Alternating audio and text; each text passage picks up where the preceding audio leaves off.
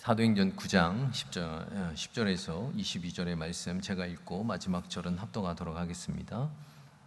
그때 다메섹에 아나니아라 하는 제자가 있더니 주께서 환상 중에 불러 이르시되 아나니아야 하시거늘 대답하되 주여 내가 여기 있나이다 하니 주께서 이르시되 일어나 직가라 하는 거리로 가서 유다의 집에서 다섯 사람 사울이라 하는 사람을 찾으라. 그가 기도하는 중이니라. 그가 아나니아라 하는 사람이 들어가서 자기에게 안수하여 다시 보게 하는 것을 보았느니라 하시거늘 아나니아가 대답하되 주여 이 사람에 대하여 내가 여러 사람에게 듣사온즉 그가 예루살렘에서 주의 성도에게 적지 않은 해를 끼쳤다 하더니 여기서도 주의 이름을 부르는 모든 사람을 결박할 권한을 대제사장들에게 받았나이다 하거늘 주께서 이르시되 가라. 이 사람은 내 이름을 이방인과 임금들과 이스라엘 자손에게 전하기 위하여 택한 나의 그릇이라. 그가 내 이름을 위하여 얼마나 고난을 받아야 할 것을 내가 그에게 보이리라 하시니 아나니아가 떠나 그 집에 들어가서 그에게 안수하여 이르되 형제 사울아 주 곧 내가 오는 길에서 나타나셨던 예수께서 나를 보내어 너로 다시 보게 하시고 성령으로 충만하게 하신다 하니 즉시 사울의 눈에서 비늘 같은 것이 벗어져 다시 보게 된지라. 일어나 세례를 받고 음식을 먹음에 강건하여 지니라. 사울이 다메섹에 있는 제자들과 함께 며칠 있을새 즉시로 각 회당에서 예수가 하나님의 아들이심을 전파하니 듣는 사람이 다 놀라 말하되 이 사람이 예루살렘에서 이 이름을 부르는 사람을 멸하려던 자가 아니냐. 여기 온 것도 그들을 결박하여 대제사장들에게 끌려가고자 함이 아니냐 하더라. 합동하시겠습니다. 사울은 힘을 얻어 예수를 그리스도라 증언하여 다메섹에 사는 유대인들을 당혹하게 하니라. 아멘. 할렐루야. 사랑하는 우리 평강의 성도 여러분, 오늘 또 수요예배를 통하여 주님이 주시는 참된 은혜를 많이 누리시길 주님의 이름으로 소망합니다. 우리는 살다 보면은 이러한 질문을 던질 때가 있음을 기억합니다. 왜 저입니까? 네, 왜 저입니까? 오늘 제목처럼 왜 저입니까? 라는 질문을 던질 때가 있습니다. 보통 이런 질문은 언제 합니까? 부정적인 상황에 많이 하게 되죠. 요즘 핫 이슈인 주식이 대박이 났다든지 돈이 갑자기 나에게 많이 생겼다든지 집이 잘 팔리고 집값이 오르고 자녀들이 원하는 대학과 직장에 붙고 이런 상황에서 왜 저입니까 주님? 이러신 분이 있으십니까? 돈을 왜 저한테 주십니까? 제가 뭐라고? 이러신 분이 있으십니까? 그러신 분은 한 번도 못 뵌 것 같습니다. 내가 너무 잘 나가는 것 같습니다. 왜 저입니까? 이러신 분이 없겠죠. 사실 오늘 제목이 어쩌면 약간 도발적으로 들릴 수가 있을 것 같습니다. 처음에는 왜 나입니까? 라고 하다가 그나마 조금 더 격식을 차려서 왜 저입니까? 라고 바꿨지만 우리가 살아가면서 인생 안에서 이러한 질문을 굉장히 많이 던진다라는 것이죠. 그러나 이 질문이 신앙인에게 있어서 굉장히 좀 껄끄러운 것은 뒤에서는 다 해보지만 공개적으로 앞으로는 꺼내기가 조금 어려운 질문의 모습이기도 합니다. 마치 믿음 없는 자같이 비춰질 가능성이 있기 때문이죠. 사실 이 강단에 있는 저도 이러한 질문을 할 때가 굉장히 많았음을 고백합니다. 제가 20대 중반이었죠. 20대 중반의 나이에 이제 아프리카에 들어가게 되면서 이 아프리카에서 이제 살게 될 줄 알고 열심히 양계도 배우고 트랙터도 모는 법도 배우고 5톤 트럭도 운전도 배워서 이제 들어갔더니 갑자기 한국에 나오게 하시고 다시 공부를 하게 하시고 목회자로 불렀을 때 저는 도대체 제 머리로 이해가 되지 않는 헬라어 히브리어를 끙끙 싸매면서 동계 때 그 공부하면서 시험 보면서 제가 하나님께 이런 말씀을 드렸습니다. 왜 저입니까? 저렇게 똑똑한 사람들이 많은데 저는 이해가 안 됩니다. 왜 이해도 안 된 사람을 이 자리로 부르셨습니까? 제가 부르심을 처음 받고 이제 첫 사역지를 가게 되었습니다. 제가 당시에는 인천에서 살고 있었는데 첫 사역지가 남양주였습니다. 편도 100km 정도 되었는데 사역지를 다니면서 그렇게 이제 먼 거리를 다니면서 처음 들었던 생각이 왜 저입니까? 교회 인천에도 엄청 많은데 왜 남행주까지 불러가지고 저를 사역하게 하십니까?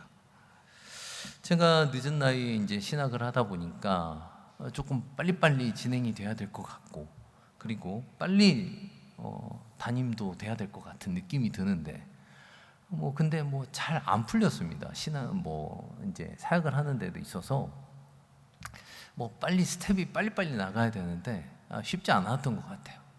처음에 갔더니 신학대학원을 보내실 줄 알고 갔더니 소명에 대해서 물어보시더라고요. 근데 갑자기 온 거라서 소명이 그때는 없었습니다. 그랬더니 면접관이 그러면 다음에 와라 그래가지고 처음에 신대원도 못 가고 또 2년을 또 선교대학원을 또 갔다가 또 이제 신학대학원을 가서 또 빨리빨리 통과될 줄 알았더니 계속 시험에도 막 떨어지고 막 이러는 겁니다. 사역지를 옮길 때도 마찬가지였습니다. 사역지를 옮길 때도 꼭 마음에 있었던 교회들이 있었는데 안 보내시는 겁니다. 거기 제 친구들 사역자 동기들 보면은 탁탁 가고 싶은데 가고 그러는 것 같은데 저는 좀 응답이 없으신 것 같습니다. 왜 저입니까? 왜 저입니까? 제가 갑자기 이러니까 여러분들께서도 갑자기 왜 저입니까? 라는 기억이 막 새록새록 떠오르지 않으십니까? 물론 지혜는 상황이 찾아오면 뒤따라오기에 상황을 뒤따라옵니다. 지혜가. 그러기에 우리가 지난 시점에서는 이제 그 사건이 이해가 됩니다. 주님께서 이 자리에 나를 부르신 이유와 목적이 있구나. 하나님이 준비하셨구나 라는 것을 알게 되지만 여전히 어려운 상황이 되면은 우리의 그 지혜의 담대함은 어디론가 사라져버리고 그냥 여전히 불안한 마음을 갖게 될 때가 많다라는 것이죠. 이렇듯 이미 사랑하는 성도님들께서도 각자의 교회와 직장과 사회에서 한 번씩은 꼭 던져보는 질문이 아닐까라는 생각이 들었습니다. 오늘 본문도 왜 저입니까? 라는 질문을 던지는 인물이 나오죠. 누구입니까? 아나니아라는 인물입니다. 아나니아. 사도행전에서 나오는 그 사울의 회심 이야기에서 아주 중요한 역할을 맡는 인물이 바로 이 아나니아입니다. 사실 아나니아는 유명한 사도나 지도자로서 소개로 없는 것으로 보아서는 아주 평범한 그냥 사람인 듯합니다. 더욱이 한 제자, 성경에서는 한 제자라고 하시는 걸 봐서 사도행전 9장 10절에서 이렇게 나오는데, 사도행전 9장 10절, 그때 다메섹에 아나니아라고 하는 제자가 있었다. 제자가 있었다. 예수님의 제자죠. 한 제자라고 하는 걸 보아서 다메섹에 사는 그냥 평범한 예수를 믿는 사람이었다라는 것을 우리가 생각해 볼 수가 있습니다. 그러나 하나님은 이 평범한 제자를 부르시고 그리고 교회 역사상 가장 위대한 사도인 사울을 세우는데 그를 쓰셨다라는 것입니다. 우리가 저번에 말씀을 나누었던 것처럼 제가 요즘에 사도행전을 이야기를 쭉 하고 있는데 저번 이야기는 사울이 예수님을 믿는 자들을 잡아다가 이제 다 잡으려고 다메섹으로 가는 중이었죠. 그 다메섹 도상에서 사울이 누구를 만납니까? 부활하신 예수님을 만납니다. 빛으로 만나시죠. 그래서 눈이 멀게 되죠. 그리고 예수님을 믿으러 이제 예수 믿는 자들을 잡으러 가는 그 당당한 사울이 이제 다른 사람의 손에 이끌려 비참하게 다메섹으로 들어가는 그 이야기였습니다. 그리고 사울은 사흘간 금식을 하면서 고민을 하게 됩니다. 예수는 누구인가? 내가 믿는 신앙과 예수를 믿는 신앙과의 차이는 무엇인가? 나는 이제 어떻게 살아야 하는가? 이런저런 고민에 쌓여 있는 그에게 하나님은 그를 쓰시기 위해서 아나니아라는 인물에게 나타나셔서 이렇게 말씀하십니다. 11절입니다. 11절 어떻게 이야기를 합니까? 일어나 집 가라 하는 거리로 가서 유다의 집에서 5사람 사울이라고 하는 사람을 찾으라. 그가 기도하는 중이다 라고 말씀하십니다. 하나님께서는 아나니아에게 사울을 찾아가라고 지시하셨다라는 것이죠. 이유가 그 다음 절에 나오는데, 하나님께서는 아나니아를 통해서 바울의 눈을 다시, 그때는 사울이었죠, 사울의 눈을 다시 보게 해 주시겠다라고 말씀하십니다. 그런데 아나니아는 어떻게 합니까? 하나님의 명령에 순종할 수가 없었습니다. 참 가기 힘들다라고 이야기를 합니다. 하나님의 명령, 하나님의 음성이 들려오는데 거절한다. 참 쓰임을 받으려면 한 이 정도는 좀 돼야 되는 것 같습니다. 하나님의 말씀에 거부할 수 있는 이런 강단이 있는 사람. 이 성경에 보면 모세가 그랬죠. 에레미야도 그랬고, 기드온도 그랬고, 그리고 요나도 다들 부르심에 거절을 먼저 합니다. 거절의 의사를 밝히죠. 근데 그 인물들을 써서 하나님의 사역을 시키십니다. 여담이지만 그렇게 보면 저도 참 크게 쓰실 것 같습니다. 네, 좀 많이 왜 저입니까? 라고 반항했던 모습이 있었으니까 말입니다. 여러분들도 마찬가지시죠? 네, 저만 그런 거 아니죠? 저는 전혀 아닙니다라는 표정을 짓고 계시는데, 크게 쓰실 것입니다. 크게 쓰임 받으시길 바랍니다. 여튼 아나니아는 두려움에 거절을 합니다. 13절 14절 한번 읽어보시죠. 아나니아가 대답하되, 주여, 이 사람에 대하여 내가 여러 사람에게 듣사온즉 그가 예루살렘에서 주의 성도에게 적지 않은 해를 끼쳤다 하더니. 14절입니다. 여기서도 주의 이름을 부르는 모든 사람을 결박할 권한을 대제사장들에게 받았나이다 하거늘. 아나니아는 사울이 얼마나 악한 인간인지 이미 들어서 알고 있었습니다. 그가 다메섹에 오고 있었다라는 소식을 들었을 때는 어떻습니까?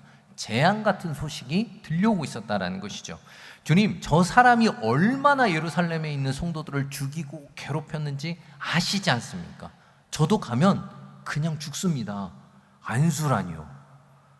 저보다 더 뛰어나고 저보다 더 능력 있는 베드로, 요한 있지 않습니까? 사도들 있지 않습니까? 이렇게 생각했을지도 모르겠습니다. 물론 아나니아의 생각이 틀린 게 아닙니다. 인간적으로 보면은 충분히 두려울 수 있는 상황인 거죠. 아주 정상적인 사람의 사고 방식입니다. 저희라도 그랬을 것 같습니다. 그렇게 두려운 사람을 만나라는데 어떻게 예 주님 제가 가겠습니다 이럴 수는 없는 것이죠. 그러나 주저하는 그 아나니아에게 하나님은 더욱더 큰 계획을 이야기하십니다. 15절 16절입니다. 주께서 이르시되 가라, 이 사람은 내 이름을 이방인과 임금들과 이스라엘 자손들에게 전하기 위하여 택한 나의 그릇이라. 그가 내 이름을 위하여 얼마나 고난을 받아야 할 것을 내가 그에게 보이리라 하시니. 말씀을 다 아는 우리는 사울의 그 하나님의 나라의 복음을 선포하기 위하여 이 아나니아를 사용하셨다라는 것을 너무나도 잘 압니다. 하지만 입장을 한번 바꿔서 생각해 보십시오. 아나니아와 사울에게는 이 얼마나 청청병력과 같은 소리입니까? 아나니아는 아나니아대로 두렵습니다. 죽음을 각오해야 되는 사울을 만나러 가는 자리로 가야 하고, 사울은 사울대로 지금은 듣지 않았지만 예수를 전하는 자로쓸 터인데, 예수를 믿는다라는 것은 당연히 그 당시에는 고난의 직통이 그냥 바로 그 고난의 길로 가는 직통의 길로 들어가는 길이었다라는 것입니다. 아니, 좀 부르셨으면, 예수를 위해서 좀 부르셨으면 좀 멋있고 능력 있게 좀 쓰시지. 불안하게. 16절 하반절 한번 다시 한번 보여주시겠어요? 16절 하반절에 어떻게 돼요? 내 이름을 위하여 얼마나 고난을 받아야 할 것을 내가 그에게 보이리라. 이야, 이거 고생 확정 아닙니까? 그냥 너 고생길 열렸다 이 소리입니다. 누가 달가워하겠습니까?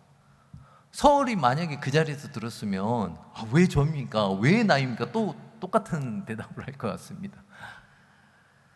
왜 이 두 사람을 고난의 길로 하나님께서는 몰아가시는 건가? 라는 생각이 듭니다. 그러면 우리는 다른 각도로 한번 질문을 해봐야 될 것 같습니다. 아나니아가 하나님의 지시를 받을 때 하나님께서 그에게 무엇라 말씀하셨습니까? 사울이라는 사람을 찾아가서 그에게 무엇을 하라고 하셨어요? 안수해서 눈을 뜨게 하라는 것이었습니다. 아나니아가 사울에 대하여 적개심을 가지고 있다는 것을 하나님께서는 모르셨겠습니까? 아시는데 왜 굳이 사울에게 아나니아를 보내셔야 했을까? 아시는데 왜 안 간다는 그 아나니아를 보낸 이유가 도대체 무엇일까라는 질문을 해봐야 될 것 같습니다. 우선 우리는 이 본문을 보면서 하나님께서는 사울의 눈을 고치려는 목적만이 있는 것이 아니다라는 것을 깨닫습니다. 아나니아를 굳이 보내시는 목적이 있다라는 것을 알게 된다라는 것이죠. 잘 생각해 보십시오. 눈만 고치려고 했다라면 그냥 다메섹 도상에서 그에게 임했던 하나님의 영광이 다시 나타나서 그냥 눈만 딱 고쳐주시면 되죠. 사울아, 눈을 뜨라. 이제 네가 때가 됐다. 이러시면 되죠. 굳이 직접 하셔도 되는 일을 아나니아에게 말씀하셨다라는 겁니다. 우리는 이로써 생각해 보게 됩니다. 아나니아에게 사울에 대하여 들려줄 말씀을 하신 이유는 사실 아나니아를 위한 말씀이었다는 것을 알게 됩니다. 다시 말해 아나니아가 들은 이 말씀은 아나니아를 통하여, 아나니아의 입을 통하여 인근 모든 기독교인이 들어야 할 소식이었다라는 것입니다. 아나니아가 자신의 일을 수행한 이후에 자신의 입을 꾹 닫고 있었겠습니까? 아니죠. 자신의 경험과 하나님의 말씀과 하나님께서 역사하신 그 눈을 뜨게 한 사건을 어떻게 합니까? 주변 그리스도인들에게 전할 것입니다. 이것은 주변 사방으로 퍼지겠죠. 하나님이 사울이라는 자를 쓰시겠다라고 말씀하셨대. 나를 아나니아라는 사람을 통해서 눈을 뜨게 하셨대. 이렇게 이 과정을 통해서 이 그리스도인들은 사울에 대한 그 사건을 바라봤을 때 그 사울을 이끌어 가시는 그 사건을 하나님에 대한 계획으로 알게 된다는 것입니다. 그리고 하나님께서 예언하셨던 것처럼 사울이 복음을 전할 때마다 사울은 뭘 당하게 되어 있습니까? 고난을 당하게 되어 있습니다. 그 엄청난 고난은 이미 예고된 하나님의 계획이었다는 것을 미리 알게 된다는 것이죠. 딱 보면서 사울이 고난을 당하고 있구나. 저거 그때 아나니아에게 말씀하셨어. 고난을 당할 거라고. 그러면 사울은 어떻게 되는 겁니까? 기독교인 사이에서 하나의 하나님의 상징적인, 하나님의 능력이 나타나는 상징적인 존재가 될 거고, 아나니아는 간증자, 전달자가 될 거다라는 것입니다. 사울이 고난을 당할 때 예수님을 믿는 자들은 사울을 통해서 일하시는 하나님을 경험할 것입니다. 그리고 사울이 고난을 당하면 당할수록 사울을 통하여 일하시는 하나님의 그 영광을 떠올릴 것이다 라는 것입니다. 사울을 통하여 승리하실 하나님의 그 섭리를 신뢰함으로 믿게 될 것이다 라는 것입니다. 여러분들도 어떻습니까?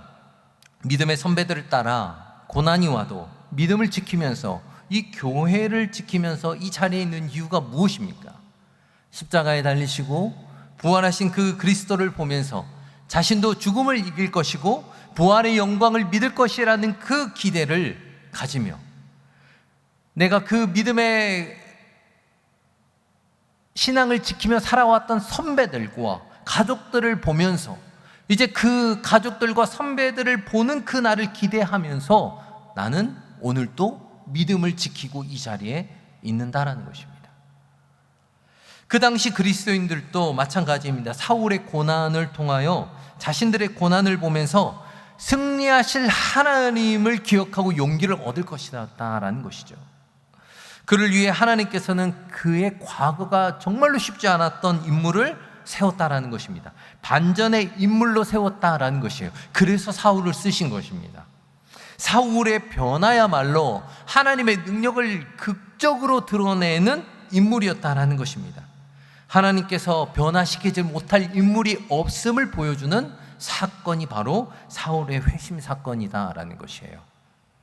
그래서 사울도 나중에 고린도전서 15장에서 이렇게 말씀합니다. 9절에서 10절 이런 이야기를 하는데요. 한번 같이 읽어보도록 하겠습니다. 시작. 나는 사도 중에 가장 적은 자라.